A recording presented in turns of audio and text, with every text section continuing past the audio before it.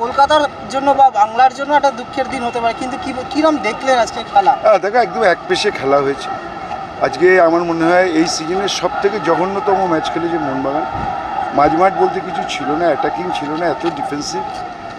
যোগ্য দল হিসেবে বম্বে জিতেছে, কিন্তু উপভোগ্য ম্যাচ, এত মানুষ এসছেন, তারা আশা ভরসা নিয়ে এসছেন। ফুটবলের জয় হয়েছে, বাংলার ফুটবলের জয় হয়েছে, ভারতীয় ফুটবলের জয় হয়েছে।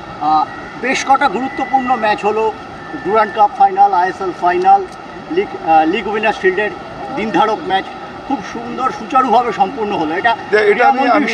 এটা সবসময় সরকার এবং পুলিশ প্রশাসন তারা যেভাবে আন্তরিকতার সঙ্গে ম্যাচকে শেষ করেছেন, সবাইকে নিয়ে একসঙ্গে এই ম্যাচকে এত সুন্দরভাবে সুশৃঙ্খলভাবে শেষ করেছেন, এটা তাদের অভিনন্দন। আজকের এই হার আগামী দিনের মোহনবাগানের নির্বাচনে কোনো প্রভাব ফেলবে?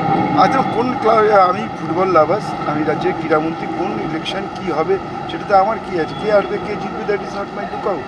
আমার যেটা ফুটবল, আজকে আমরা আশা করেছিলাম ফাইনাল একটা উপভোগ্য ম্যাচ হবে, যেই জিতুক, কিন্তু একপেশে খেলা হয়েছে, বম্বে যোগ্য দল হিসেবে জিতেছে। সামনের বছর আইএসএল যুব ভারতীতে 6টা ডার্বি হবে, এটা কতটা বাংলার ফুটবলের জন্য? বাংলার ফুটবলের জন্য ইটস চ্যালেঞ্জিং। আমরা সবসময় চেষ্টা করি, আমাদের সরকার, আমাদের মাননীয় মুখ্যমন্ত্রী, যে খেলাই হোক, ইস্টবেঙ্গল, মোহনবাগান, যে আইএসএল ফাইনাল, ডুরান্ড ফাইনাল, যাই হোক, আমরা চেষ্টা করি আমাদের সরকার, আমাদের পুলিশ প্রশাসন সবাইকে নিয়ে সুন্দরভাবে সুষ্ঠুভাবে করতে।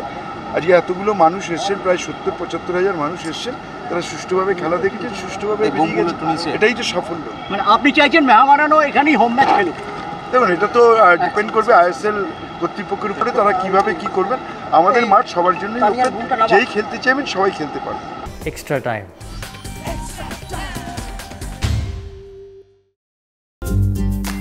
লেটেস্ট নিউজ আর এক্সক্লুসিভ ভিডিওর সঙ্গে আপডেট থাকতে এখনই সাবস্ক্রাইব করুন আমাদের ইউটিউব চ্যানেল। বেল আইকনে ক্লিক করতে ভুলবেন না যেন।